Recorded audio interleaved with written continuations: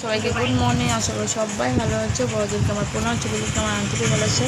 তো দেখো এখন সকালে খেতে বসে গেছি চা রুটি, আমাদের ভম্বল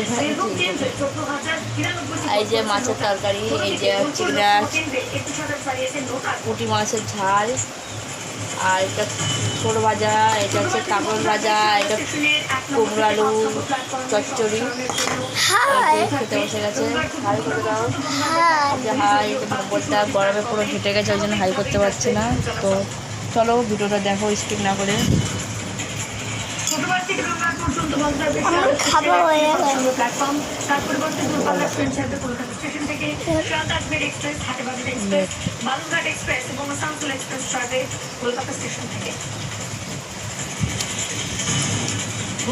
ভোট পরবর্তী হিংসা অব্যাহত রয়েছে। উত্তর কলকাতার রাজধানী সংঘে মেহবুবী বাবুর বাড়িতে ধ্বংস চালানো হয়।